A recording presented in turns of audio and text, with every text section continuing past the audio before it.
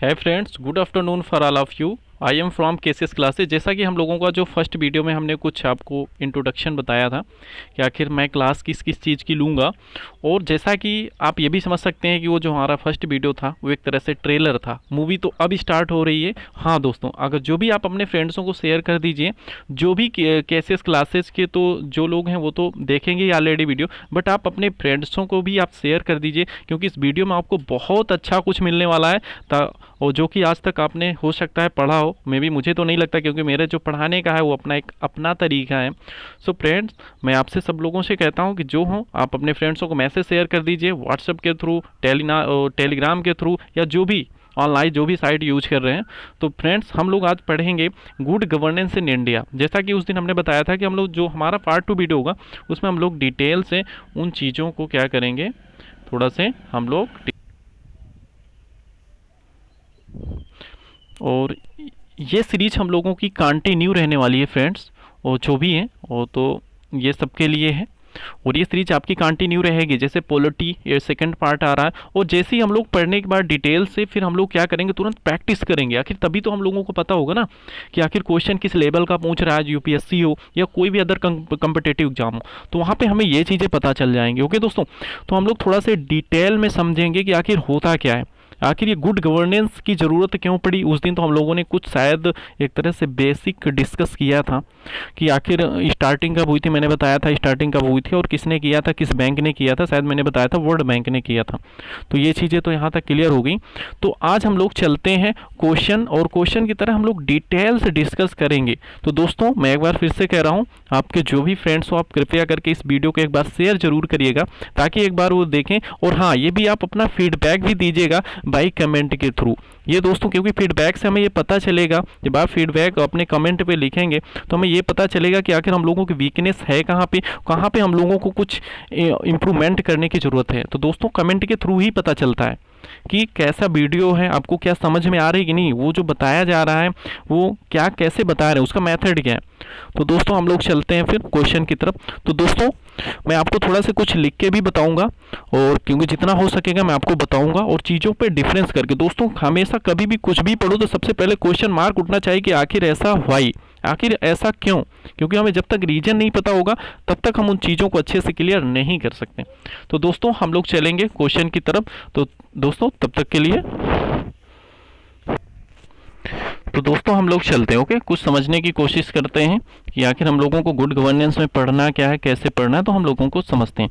तो दोस्तों, इसमें हमने जैसा कि बताया था कि हमें इसमें पढ़ना क्या है, गुड गवर्नेंस। मैं थोड़ा सा इंग्लिश में लिखे दे रहा हूँ, वर्ड करके आप समझ लीजिएगा। तो जी का मतलब हो गया गुड, यानी कि आई मीन हमें समझना है यहाँ पे जी। Okay, I mean good governance होता क्या है, मैंने बताया था उस दिन कि सुशासन होता है। सुशासन का मतलब होता है ना, किसी शासन को बेहतर तरीके से चलाना ही क्या कहलाता है, सुशासन कहलाता है। और सुशासन से मतलब क्या होता है, जैसे सुशासन लागू होता है तो उसमें जो भी करप्शन है, ठीक है, ये सब चीज़ें क्या होने लगती हैं, धीरे धीरे खत्म होने लगती हैं। और जब ये करप्शन वगैरह कहीं भी किसी भी कंट्री से जब खत्म होगा तो वहाँ पे क्या होगा, जो भी वहाँ की व्यवस्थाएं होंगी सुचारू रूप से नियमित चलने लगती हैं। और जब नियमित चलने लगती है तो वहाँ पे क्या, जितनी भी सुविधाएं होती हैं लोगों तक पहुँचने लगती हैं। ओके, लो से लो लोगों तक पहुँचने लगती हैं। तो इस तरह से क्या होता है, धीरे धीरे वो कंट्री क्या करने लगती है, डेवलप करने लगती है। आई मीन धीरे धीरे वो विकास करने लगती है। भाई, अगर करप्शन होगा तो करप्शन का मतलब सिंपल सी चीज़, स्कैम होंगे, घोटाले होंगे। तो घोटालों पे क्या होता है, भाई लोगों तक उनकी सुविधाएं पहुँच ही नहीं पाई होंगी। तो इसके लिए क्या हुआ था कि भारत में वर्ल्ड बैंक, जैसा कि मैंने बताया था, ये जो ये वर्ल्ड बैंक है, मैंने आपको बताया था। मैं थोड़ा सा इसको करके आपको अच्छे से क्लियर कर दे रहा हूँ। ये जो वर्ल्ड बैंक ने क्या किया था कि ये जो टर्म लाई थी, ओके, WT, जैसा कि आपको सबको मालूम है कि जो वर्ल्ड बैंक है ये कहाँ की बैंक है, तो मैंने आपको बताया ना कि ये फंड रिलीज करती है, इमरजेंसी हो कुछ भी, जैसे इस टाइम पैंडेमिक चल रही है तो वर्ल्ड बैंक हो गई, या जो भी अदर बैंकें हैं वो क्या करें, अपना फंड रिलीज कर लें, जो भी इंटरनेशनल बैंक हैं। तो वर्ल्ड बैंक जो कि कहाँ पे लोकेटेड है, क्वेश्चन तो एक यहाँ से भी बन जाता है बनने के लिए। तो ये तो स्टैटिक जीके का पॉइंट हो गया कि वर्ल्ड बैंक कहाँ पे स्टेबल, ये वाशिंगटन में। ओके, कहाँ पे दोस्तों, वाशिंगटन, जो कि कहाँ पे, अमेरिका में, जो कि यूएस, अंकल आप जानते होंगे, यूएस यानी अंकल से सेन। ओके, ये आप नाम क्लियर रखिए। यूएस का मतलब अंकल सेन। भाई अंकल सेन इस समय जानते ही हो कि इस समय दो कंट्रीज बिल्कुल से न्यूज़ पे चल रही हैं, अमेरिका एंड चाइना, आप अच्छे से मालूम होगा, ठीक है। और बाकी पूरी दुनिया जूझ रही है कोविड-19 से, पैंडेमिक से, बट ये लोग आपस में क्या आपसी विवाद को यहीं पे ये सोच रहे हैं कि इसी पैंडेमिक में इसका निपटारा कर दिया जाए। तो ये चीज़ बिल्कुल से क्लियर हो गई। तो हम लोग थोड़ा से नेक्स्ट चीज़ें में चलते हैं कि जो पैंडेमिक होती है, ओके, तो हम लोग समझते हैं, ठीक। तो वर्ल्ड बैंक ने इसे कब इशू किया था, ये टर्म कब लाया था, कौन सा सुशासन, ये आया था 1989 में, ओके। और 1989 में तो वर्ल्ड बैंक ने इशू किया था इंटरनेशनल लेवल पे, ठीक है। और यहाँ पे इंडिया पे कब आया था प्रचलन में, तो ये आ गया था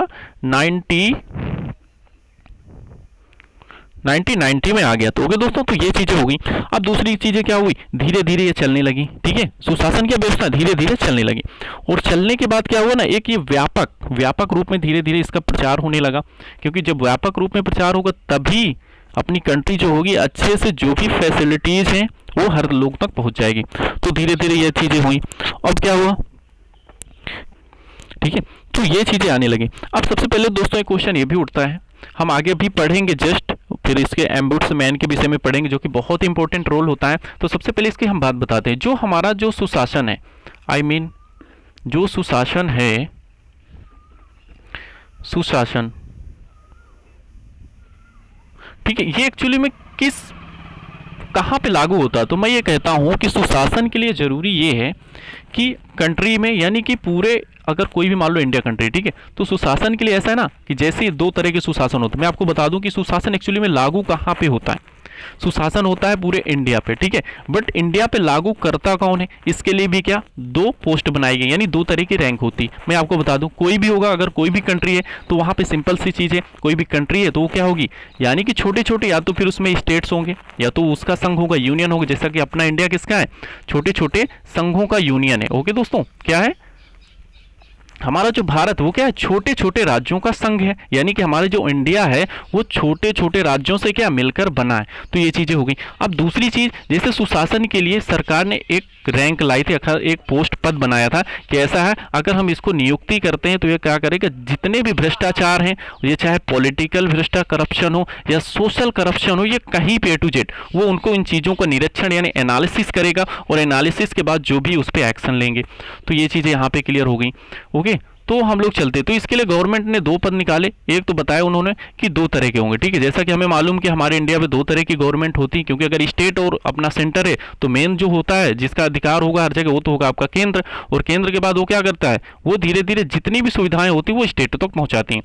तो इसके लिए केंद्र सरकार ने यह किया कि दो तरह के बना दिया, क्या दो तरह के उन्होंने पद दे दिए। एक पद दे दिए, मैं आपको लिख के बता दे रहा हूं, जो पहला पद था उन्होंने दे दिया लोकपाल। कौन सा, लोकपाल। और दूसरा फ्रेंड्स है लोकायुक्त। मैंने आपसे ये भी बताया कि अगर कुछ भी पढ़ना है, ओके, कुछ भी पढ़ना है तो उसके लिए हमें समझना। दोस्तों थोड़ा सा आप समझ लीजिएगा, एक्चुअली में मेरा मीडियम इंग्लिश है, थोड़ा सा मेरे पास अभी कुछ है नहीं पैड वगैरह, तो मुझे ऐसे ही लिखना पड़ रहा है, बट वो चीज़ें केसीएस क्लासेज के थ्रू जल्दी आपको प्रोवाइड कर दी जाएंगी ताकि आपको अच्छा कंटेंट मिले, जबरदस्त। तो दोस्तों दो शब्द हमेशा आप सुनते ही होंगे। फिलहाल मैं आपको बता दूं, ये जो लोकपाल है, फिलहाल ये अभी चर्चे में कब था और क्यों था, ये रीजन है, क्योंकि ये चर्चे में, जैसा मैं बता दूं आपको कि अभी ये चर्चे में आया था 19 मार्च को। कब आया था, आप नोट डाउन कर लीजिए, मैं आपको बोल रहा हूँ, वो चीज़ें क्लियर हो जाएंगी। ये चर्चे में कब आया था, न्यूज़ में कब था, 19 मार्च को, एंड 2020 को काफ़ी चर्चे में था, क्योंकि इसी दिन इसकी क्या स्टेब्लिश हुई, लोकपाल की, ठीक है। मैंने अभी बताया क्या कि दो तरह की पोस्ट होती है, एक तो मेन सेंटर होता है, दूसरी चीज़ होती है राज्य। तो राज्य सरकार भी लागू करती है, भैया ऐसा है, वो भी अपना एक मेंबर चुनती है कि भाई ऐसा है कि जितने स्टेट लेवल में जो करप्शन स्कैम हो रहे हैं उसको ये काम ये देखेगी, और जो लोकपाल है ये भी इसका भी काम है। तो मैं आपको बता दूँ सबसे पहले कि जो स्टेट लेवल, जो स्टेट लेवल में होता है वो होता है लोकायुक्त। क्या होता है दोस्तों, लोकायुक्त। स्टेट लेवल में जो काम करती है, जो करप्शन वगैरह का, ये कौन देखता है, लोकायुक्त देखता है। और जो लोकपाल का काम ये कहाँ पे होता है, ये होता है सेंटर में। ओके, अर्थात जो लोकपाल नियुक्त होता है वो सेंटर के लिए नियुक्त होता है, ठीक है, वो कौन, सेंटर नियुक्त अपॉइंट करती है। और जो लोकायुक्त होता है वो कौन अपॉइंट करता है, स्टेट गवर्नमेंट अपॉइंट करता है। अब दूसरी चीज क्वेश्चन यहां से बनता है कि आखिर लोकपाल की नियुक्तिकर्ता कौन है? सबसे पहली चीज तो मैं आपको थोड़ा सा बता दूं कि लोकपाल की जो नियुक्तिकर्ता वो कौन करता है? प्रेसिडेंट। कौन करता है फ्रेंड्स? प्रेसिडेंट। प्रेसिडेंट इसकी नियुक्ति करता है, यानी अपॉइंटमेंट कौन करता है इसका? वो कौन करता है? प्रेसिडेंट करता है, ठीक है। और अगर मैं प्रेजेंट टाइम की अगर बात करूं तो जो प्रेजेंट टाइम में जो लोकपाल हैं, आई मीन ओम्बुड्समैन है, वो कौन है? पीसी घोष अर्थात पिनाकी चंद्र घोष हैं, ठीक है। जिनको अपॉइंट कब किया गया था मैं आपको बता दूं, ये 19 मार्च 2020 को किया गया था। और नियुक्ति तो आपको मैंने बता दिया कि इसकी नियुक्ति प्रेसिडेंट करता है। और जो थर्ड चीज है बता दूं कि इसमें इनके अलावा और भी मेंबर्स होते हैं। क्या चीज? इनके अलावा और भी मेंबर्स होते हैं, क्योंकि ये मेन मेंबर्स तो हो गए कौन? पिनाकी चंद्र घोष। इनके अलावा 8 और होते हैं, ओके। 8 + 1, यानी अगर टोटल मेंबर की बात करें, अगर टोटल मेंबर्स की बात करता है कि लोकपाल में टोटल मेंबर्स होते कितने? तो होते हैं 9। 9 में से 8 क्या होते हैं? अदर होते हैं, और एक होता है मेन मेंबर्स होते हैं। जैसे मैं आपको बात करूं, जैसे एक होता है CJI होता है, ओके। सुप्रीम कोर्ट आप जानते ही होंगे कि एक होता है SC जिसे बोलते हैं शॉर्टकट में सुप्रीम कोर्ट। तो सुप्रीम कोर्ट में जैसा कि आप जानते हैं कि एक जो होता है वो होता है मेन जस्टिस होता है, ओके। बाकी अदर जस्टिस होते हैं। तो वैसे ही जो लोकपाल पे होते हैं उसमें 8 हो गए तुम्हारे अदर, और एक हो गए आपके मेंबर हो गए, मेन मेंबर हो गए। तो मेन मेंबर में कौन है? पिनाकी चंद्र घोष है। और 8 में जो है इसमें इसको भी क्या 2 पार्ट्स में डिवाइड कर दिया गया। और 2 पार्ट्स कौन कौन है मैं आपको इसमें इंडिकेट किए दे रहा हूँ, ड्रा किए दे रहा हूँ। तो 2 पार्ट्स में इसमें हो गए ये, ठीक है। एक हो गए आपके जुडिशियल मेंबर, ओके। एक हो गए नॉन जुडिशियल मेंबर, ओके। आप लिख लीजिएगा, मैं स्लो स्लो बोलूँ, ओके। अब देखो जुडिशियल मेंबर होते क्या, ठीक है। इनको भी 2 पार्ट्स में, मैंने बताया ना 8 मेंबर्स टोटल थे 9। 9 में से एक थे आपके मेन, ओके, जो उसके चीफ थे, और चीफ के बाद अदर हो गए 8 हो गए, ठीक है। अब उनको भी 2 पार्ट्सों में डिवाइड कर दिया गया। 4 होंगे आपके जुडिशियल मेंबर, ओके, और 4 आपके हो गए नॉन जुडिशियल मेंबर। अब बात यहां पे मैंने बताया ना कि आखिर भाई का क्वेश्चन अपने दिमाग में चलाओ, ठीक है, कि आखिर जुडिशियल मेंबर होते क्या, नॉन जुडिशियल भाई होते क्या? भाई एक ही में कर देते भाई, 8 को कर देना। मेरे हिसाब से भाई क्वेश्चन दिमाग में चलता है भाई ऐसा है कि भाई 8 को काहे ना कर देते जुडिशियल में। ये कौन सा है भाई? ये कौन सा पैतरा अपनाया है कि भाई 4 हो गए जुडिशियल और 4 हो गए नॉन जुडिशियल? तो मैं ये भी बता दूं, जो ये जुडिशियल मेंबर होते हैं, या ये क्या होंगे, या तो ये जो मेंबर होंगे जुडिशियल, या तो ये supreme court I mean SC, या तो फिर ये हाई कोर्ट के क्या होंगे? जस्टिस होंगे, ओके। या तो क्या होंगे? ये तो सुप्रीम कोर्ट के होंगे, या तो हाई कोर्ट के होंगे। बट ये जो 4 नॉन जुडिशियल मेंबर बचे, ये क्या होंगे? बात समझ? हाँ दोस्तों, ये तो इसके तो मेंबर नहीं होते, ओके। बट क्या होते हैं? ये इम्पीचेबल होते हैं, ठीक है। ये कहीं से भी आपके सिलेक्ट हो सकते हैं, कोई भी पैरामिलिट्री हो सकती है, कुछ भी हो गई, तो उन्हें बोलते हैं नॉन जुडिशियल। अर्थात जुडिशियल के बाद जो होते हैं यानी अन्य, वो हो गए नॉन जुडिशियल। तो ये चीजें ये देखते हैं, ओके। ये कुछ भी हो सकते हैं, कोई भी हो सकते हैं, ठीक है। तो ये नॉन जुडिशियल हो गए, बट ये high court and supreme court के मेंबर नहीं होते हैं, ठीक है। ये चीजें यहां तक क्लियर हो गई कि नहीं? तो ये चीज हो गई। अब दोस्तों ये चीज एक क्वेश्चन ये पूछता जाता है कि जो आपका ओम्बुड्समैन है ये किससे बिलोंग करता है? Ombudsman, okay. ओम्बुड्समैन एक्चुअली में मैं आपको बताऊं कि जो ओम्बुड्समैन है एक्चुअली में ये लोकपाल ही शब्द है, ओके। लोकपाल का ही शब्द है। ये जो है ओम्बुड्समैन ये आपका इंग्लिश वर्ड है, और जो लोकपाल है ये आपका हिंदी वर्ड हो गया। अब बात ये आती है कि जो ओम्बुड्समैन का प्रचलन आखिर हुआ क्या था, यानी कि किस देश से इसका ओरिजिन हुआ था। तो जब ओरिजिन की बात करेगा तो सबसे पहले स्वीडन में ये शब्द आया था न्यूज़ पे, तो इसलिए ऐसा कहा जाता है कि जो ओम्बुड्समैन की जो उत्पत्ति ओरिजिन हुई थी वो स्वीडन कंट्री से हुई थी। अब दूसरी चीज़, स्वीडन जैसा कि आप लोग सबको अच्छे से मालूम होगा, जो नोबेल प्राइज इशू करती है वो स्वीडन ही कंट्री करती है। जैसा कि स्वीडन, अगर मैं इसकी कैपिटल की बात करता हूँ तो स्वीडन की राजधानी क्या है? स्टॉकहोम है, ओके। तो ये चीज़ें हो गई यहाँ पे क्लियर, ओके। तो हम लोग थोड़ा सा क्वेश्चन में आगे बढ़ेंगे, ओके दोस्तों। ये चीज़ हो गई। और मैं आपको बता दूँ कि ये जो सुशासन है, ठीक है, ये कहीं भी हो सकता है, ठीक है। इसका जो लाभ है कहाँ पे होगा? तो मैं तो कहूँगा पूरे ऑल इंडिया में होगा, ठीक है। गवर्नमेंट टू गवर्नमेंट हो सकता है, गवर्नमेंट टू बिजनेस हो सकता है, और गवर्नमेंट टू सिविल हो ही सकता है, आई मीन जितने भी सिविलियन हैं। तो ये चीज़ें हो गई, ओके। तो हम लोग अब क्वेश्चन की तरफ चलेंगे और अच्छे से समझेंगे उन चीज़ों को क्या है। क्वेश्चन से भी हमें बहुत सारी इन्फॉर्मेशन, एडिशनल इन्फॉर्मेशन मिलेंगी। तो हम लोग अब चलते हैं क्वेश्चन की तरफ दोस्तों। दोस्तों ये रहा क्वेश्चन नंबर 1। अब हम लोग क्वेश्चन पे चलते हैं, आखिर समझेंगे क्या, ठीक है। आपको मैंने शायद डिटेल से समझाया भी है कि अगर सुशासन के बस उसको पॉजिटिव तरीके से लेना, कुछ करना नहीं है। तो बस दोस्तों, जैसा कि पहला क्वेश्चन हमारे पास ये है कि सुशासन के संबंध में निम्नलिखित कथनों पर विचार कीजिए, हमें कंसीडर करना है एवं सर्वाधिक तर्कसंगत कथन का चयन कीजिए। सिंपल सी चीज़ यही है, जो आंसर का सटीक मेल खाता है बस उसी को हमें सिलेक्ट करना है। तो देखो ऑप्शन नंबर फर्स्ट क्या है, सुशासन केवल राजनेताओं के भ्रष्टाचार के अंत से आता है, यानी अंतर्गत होगा दोस्तों। ओके, ये आपकी प्रिंटिंग में ही मिस्टेक है, अंतर्गत से आएगा। ओके चलो ठीक है, एक ऑप्शन ही हो गया। सेकंड ऑप्शन कह रहा है कि सुशासन केवल लोक सेवकों में नैतिक आचरण के प्रवेश से संभव है। ओके दोस्तों, तो ये हो गया, बी ऑप्शन हो गया। थर्ड है, सुशासन के लिए आवश्यक है कि प्रत्येक संस्थान चाहे निजी हो या प्राइवेट हो या गवर्नमेंट हो, कुछ भी हो, या पब्लिक सर्विस हो या राजनीतिक दल, सभी में नैतिक मूल्यों के कर्तव्य परायण की भावना होनी चाहिए। तो दोस्तों मैंने जैसा कि आपको बताया था कि जो सुशासन शब्द है ये हर जगह लागू होगा, क्योंकि जब हर जगह लागू होगा, जब सभी इसको फॉलो करेंगे, तभी ही सुशासन की व्यवस्था सुचारू रूप से चलेगी। ओके, तभी भी बेहतर तरीके से चलेगी, वो चाहे पॉलिटिकल हो चाहे वो सोशल हो। ओके, हर जगह तभी ये चलेगी। तो इस तरह से जो ऑप्शन नंबर फर्स्ट है उसका जो करेक्ट आंसर होगा वो ऑप्शन नंबर होगा सी। ओके दोस्तों, मे बी ये क्लियर हो गया होगा। हम लोग चलते हैं नेक्स्ट क्वेश्चन की तरफ, और नेक्स्ट क्वेश्चन ये रहा आपके सामने, निम्नलिखित सुशासन की आवश्यकता के संदर्भ में क्या सही है। बस इसमें भी कुछ नहीं करना है, बस ऑप्शन सिलेक्ट करना है। सुशासन की बात हुई तो इसमें हमेशा पॉजिटिव सेंस ही देगा। तो जैसा कि ऑप्शन नंबर फर्स्ट है, समावेशी विकास के लक्ष्य की प्राप्ति हेतु बताया है। फिर ऑप्शन बी बोल रहा है विकेंद्रीकृत शासन व्यवस्था की पूर्ति के लिए बताया है। ऑप्शन शासन प्रशासन में कार्य दक्षता एवं जवाबदेही की वृद्धि हेतु बताया गया है। और जो ऑप्शन नंबर फोर्थ है, समय एवं गुणवत्तापूर्ण सेवाओं की पूर्ति के लिए। तो दोस्तों एक बात यहाँ पे मेरे यही समझ में आ रही है कि जैसा कि क्वेश्चन पढ़ने से ये है कि सर समावेशी विकास के लक्ष्य की प्राप्ति हेतु तो सही है ना भाई। सुशासन का मतलब क्या होता है भाई, लक्ष्य की प्राप्ति, यानी समावेश के अनुसार भाई, विकास के अनुसार लक्ष्य की प्राप्ति होनी चाहिए।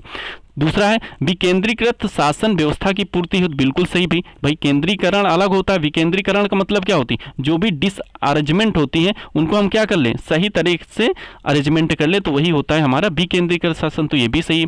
ऑप्शन नंबर जो थर्ड कह रहा है कि शासन प्रशासन में कार्य दक्षता एवं जवाबदेहिता की वृद्धि हो, बिल्कुल सही है भाई। मैंने बताया ना कि ये हर जगह पे लागू होना चाहिए, वो चाहे सोशल हो चाहे पॉलिटिकल हो, वो कहीं पे भी हो।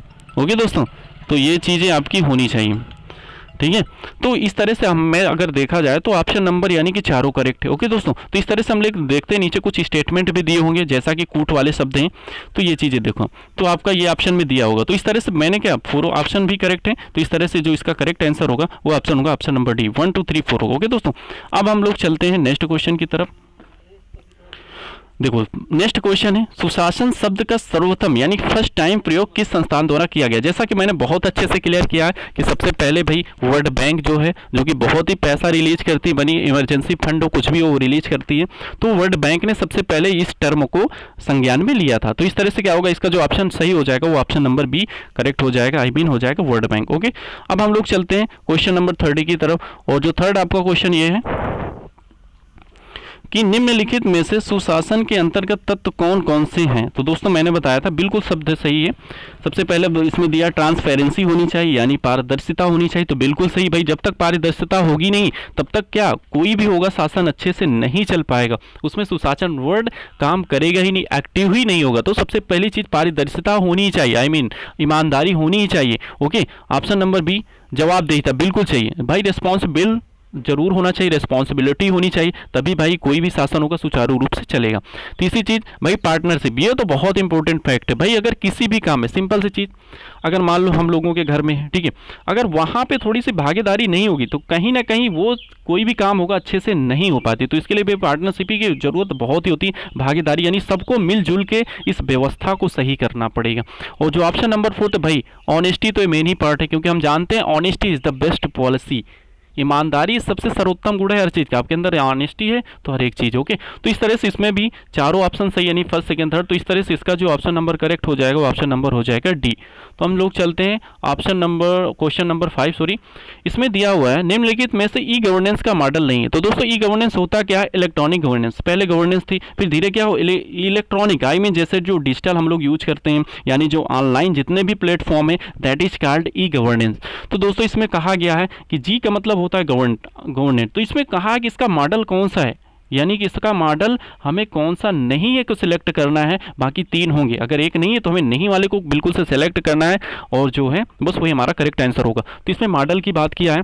तो जो ऑप्शन नंबर अगर मैं फर्स्ट की बात करता हूँ तो जैसा कि ऑप्शन नंबर फर्स्ट दिया है कि गवर्नमेंट यानी कि G2G, तो इसका मतलब क्या होगा भाई, जो सुशासन है, मैंने बताया ना ये हर जगह पे फॉलो होता है, तो इसका मतलब हो गया जी का मतलब हो गया ये हो गया गवर्नमेंट, और 2 का मतलब हो गया मतलब की ओर। भाई यहाँ पे 2 मतलब और कुछ मत लीजिए, 2 का मतलब एक्चुअली में वो इंग्लिश वर्जन का ही इसमें डिजिट पे दे दिया है, बाकी और कोई दिक्कत नहीं है। और जी का मतलब हो गया आपका गवर्नमेंट, तो बिल्कुल सही भाई, ये वाला आपका सही है। तो भाई हमें क्या है इसमें जो करेक्ट नहीं उसे सिलेक्ट करना है। सेकेंड है G2V, यहाँ पे जी का मतलब हो गया दोस्तों गवर्नमेंट, और 2 का मतलब 2 हो गया जो कि प्रेपोजिशन का है। और प्रेपोजिशन का हमें मालूम है कि जो प्रेपोजिशन जो काम करता है वो सिर्फ क्या करता है, 2 चीज़ों को जोड़ने का काम करना ही प्रेपोजिशन कहलाता है। 2 चीज़ों को जोड़ने के बाद उनका एक रिलेशन दिखाता है, उसे हम लोग प्रेपोजिशन कहते हैं। अब वी का मतलब दोस्तों अभी यहाँ पे कुछ इंडिकेट नहीं मिला, तो ये हो गया। हम लोग ऑप्शन नंबर सी की तरफ चलते हैं। सी गवर्नमेंट 2 हो गया आपका सिटीजन। ओके, तो गवर्नमेंट 2 आपका ये हो गया सिटीजन।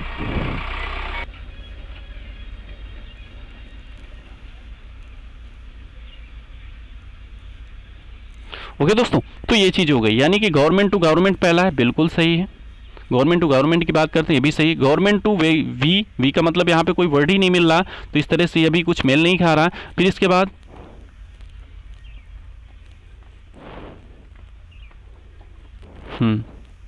ये जी दोस्तों, तो ये हो गया, ठीक है। फिर नीचे ऑप्शन नंबर जो सी दिया हुआ गवर्नमेंट टू सिटीजन, बिल्कुल सही है, यानी कि सरकार से नागरिक तक जाना, बिल्कुल सही है। और जो ऑप्शन नंबर डी है government to be, I mean हो गया जी का मतलब गवर्नमेंट, 2 का मतलब हो गया की और बिजनेस का मतलब होता है जो जितने व्यापारी होते हैं, तो बिल्कुल सही।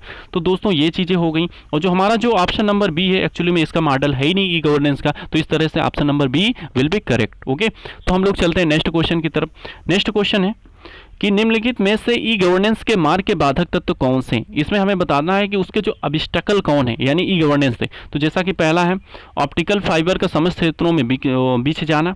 ओके, ऑप्शन नंबर जो बी है सूचना तकनीक के जाल का अभाव, यानी डिफरेंशियसी होने चाहिए, जो भी इंफॉर्मेशन आई मीन जो आईटी होते हैं उनमें जाल का अभाव। या ऑप्शन नंबर जो थर्ड है भाषाई समस्या, या ऑप्शन नंबर जो फोर्थ है वो कह रहा है कि पर्याप्त आधारभूत संरचना का अभाव। तो दोस्तों हमें इसमें बताना क्या है कि इसमें जो इसके बाधक तत्व को बताना है, क्या ओके, तो हमें क्या बताना है दोस्तों, इसके बाधक तत्व को बताना है। तो देखो सबसे पहली चीज ई गवर्नेंस की बात किया गया है, ठीक है, इलेक्ट्रॉनिक गवर्नेंस की। तो ऑप्टिकल फाइबर का समस्त क्षेत्रों में बिक जाना, बिल्कुल भाई, अगर ऑप्टिकल क्षेत्र में अगर पूरा बिछ जाएगा तो उसमें भाई बिल्कुल से बाधाएं हो सकती हैं। ओके, तो ये चीजें हो गई। ऑप्शन नंबर जो बी कह रहा है सूचना तकनीक के जाल का अभाव, बिल्कुल, अगर भाई सूचना इंफॉर्मेशन आईटी टूल में अगर जाल का अभाव हो जाएगा तो भाई कैसे कोई भी होगा गवर्नेंस कैसे सुचारू रूप से नहीं चल सकता, तो ये भी सही है। ऑप्शन नंबर कह रहे हैं भाषी समस्या, बिल्कुल भाषी समस्या का मतलब होता है कि भाई मान लो अगर किसी को हिंदी आती है, ओके, मान लो उसे इंग्लिश नहीं आती है, तो अगर ऐसी कहीं ना कहीं अगर लैंग्वेज की प्रॉब्लम होगी तो कहीं ना कहीं इसमें इम्पैक्ट जरूर पड़ेगा। तो इस तरह से ये हो गया। और जो ऑप्शन नंबर जो 4 वो कह रहा है पर्याप्त यानी इनफ आधारभूत संरचना का अभाव, बिल्कुल है भाई, अभाव है तो अभाव का मतलब भाई वो चीज़ें पूरी हुई ना। और जब कोई भी चीज़ कंप्लीट नहीं होती तो भाई वो तो मेरे हिसाब से भाई कोई भी होगा सुचारू रूप से काम करेगा ही नहीं, तो ये चीज़ हो गई। तो इस तरह से अगर इसमें देखो स्टेटमेंट वाला है तो इस तरह से जो इसका डी ऑप्शन सही होगा। ओके दोस्तों, यानी कि 2, 3, 4। ओके, हाँ जी दोस्तों, हाँ थोड़ा सा एक चीज़ ये समझ लीजिएगा, जो इसका ऑप्शन नंबर फर्स्ट है ऑप्टिकल फाइबर का समस्त क्षेत्रों में बिक जाना, ये यहाँ पे करेक्ट है, और जो 2, 3, 4 ये आपका राइट आंसर होगा। ठीक है, तो हम लोग अब नेक्स्ट क्वेश्चन की तरफ पढ़ते हैं जी। नेक्स्ट क्वेश्चन ये है निम्नलिखित में से किसके द्वारा भारत में नागरिक अधिकार पत्र की शुरुआत मानी जाती है। ओके दोस्तों, तो ऑप्शन नंबर जो 7 है ये भी बहुत अच्छा क्वेश्चन है, और इसका जो क्वेश्चन आपका 7 नंबर है ये आपका आंसर हो जाएगा, इसमें 1 हो जाएगा। क्यों होगा, आंसर नंबर फर्स्ट हो जाएगा, यानी 1996 के प्रतिक्रियाशील प्रशासन के संबंध में। ओके, तो हम लोग नेक्स्ट क्वेश्चन की तरफ चलते हैं। नेक्स्ट क्वेश्चन है दोस्तों 8 है प्रेजेंट जो नागरिक घोषणा पत्र यानी डिक्लेरेशन और जो बिल में कितनी समय सीमा के भीतर एक अधिकारी को सूचना उपलब्ध कराना होता, तो किसने, यानी 13 डेज के अंदर अंदर वो इन्फॉर्मेशन कलेक्ट करवानी होती है। क्वेश्चन नंबर 9 में चलते हैं। इसमें दिया हुआ निम्नलिखित में से वर्तमान नागरिक अधिकार पत्र ओके में कितनी राशि, यानी अमाउंट की बात की गई, जुर्माने के रूप में यानी फाइन के रूप में एक अधिकारी पर तय समय सीमा में सूचना उपलब्ध न कराए जाने पर अधिरोपित है। देखो दोस्तों, मैंने बताया ना कि सुशासन के लिए सभी सुचारू रूप से चलना चाहिए। अगर मान लो कहीं पे है, अगर वो सूचना नहीं दे रहा तो उसके लिए वहां पे फाइन लगा देते हैं। उसके लिए मैंने बताया ना 30 दिन डिवाइड होता है। अगर 30 दिन डिसाइड किया गया कि अगर 30 दिन के अंदर अंदर आप उन सूचनाओं को नहीं दे रहे हैं, जो वहां पे गतिविधियां हैं सरकार, यानी कि किसी केंद्र में हो या किसी राज्य में हो या कहीं भी हो किसी क्षेत्र में, आप अगर उनकी गतिविधियों को 30 दिन के अंदर अंदर नहीं दे रहे हैं तो उसमें आपको 50,000 का क्या देना पड़ेगा, आपको जुर्माना आपको देना पड़ेगा। तो ठीक है, तो ये चीज हो गई। क्वेश्चन नंबर नेक्स्ट की तरफ चलते हैं हम लोग। क्वेश्चन नंबर जो नेक्स्ट है, आई मीन क्वेश्चन नंबर 10 है, वो है निम्नलिखित में से किसे नागरिक अधिकारों का रक्षक माना जाता है। तो जैसा कि दोस्तों सबको मालूम है, जो कि नागरिक अधिकारों का रक्षक जो हम लोग सुप्रीम कोर्ट को मानते हैं, जो कि हमारा option number C will be correct answer. मैंने आपको बताया ना सुप्रीम कोर्ट यानी एससी हो गया, ठीक है, यानी इसका मतलब सुप्रीम, सी का मतलब हो गया कोर्ट। ओके, कहीं भूल से गलती से हाई कोर्ट मत फाड़ देना, ठीक है, क्योंकि जो सुप्रीम होता है एक्चुअली में सुप्रीम पावर होती है। सुप्रीम का मतलब क्या होता है, जिसके पास पूरी पावर हो। तो अर्थात जो नागरिक जो उनके राइट्स हैं उनका रक्षक किसे माना जाए, आई मीन गॉड किसे माना जाता है, तो हम मानते हैं सुप्रीम कोर्ट का। जैसा कि इस समय के जो भी प्रेजेंट टाइम में अगर इनके जो कौन है, अगर हेड, अगर सीजीआई कौन है मेन सुप्रीम कोर्ट के, वो हमारे हैं शक्तिकांत दास। वो भी कौन है, 25वें नंबर के। ओके दोस्तों, ये चीज़ें हो गई। चलो नेक्स्ट क्वेश्चन की हम बात करते हैं। तो नेक्स्ट क्वेश्चन बहुत ही अच्छा, मैंने आपको इस डिस्कस भी किया था कि ओम्बुड्समैन की ओरिजिन कहाँ से मानी जाती है। तो मैंने आपको बताया था स्वीडन से मानी जाती है, जिसकी कैपिटल है स्टॉकहोम। ओके दोस्तों, हम लोग नेक्स्ट क्वेश्चन की तरफ फिर से पढ़ते हैं। हाँ दोस्तों, मैंने ये भी क्वेश्चन आपको अच्छे से समझाया कि निम्नलिखित में से ओम्बुड्समैन को क्रमशः, देखो यानी बात हुई ना सेंटर एंड स्टेट पर किन नामों से जाना जाता है। जैसे मैंने आपको बताया था कि जो सेंटर पे होता है वो क्या होता है, लोकपाल के नाम से होता है, और जो स्टेट में होता है वो लोकायुक्त के नाम से होते हैं। ओके दोस्तों, ये दोनों ही क्या करते हैं, करप्शन को कम करना, भ्रष्टाचार को कम करना और सुशासन की व्यवस्था करना। तो ये चीज़ हो गई दोस्तों। तो क्वेश्चन नंबर 12 तक आज इनफ है, फिर हम लोग चलते हैं क्योंकि वीडियो थोड़ा सा लॉन्ग भी हो गई, क्योंकि हम लोग थोड़ा सा डिटेल में ज़्यादा डिस्कस कर दिए।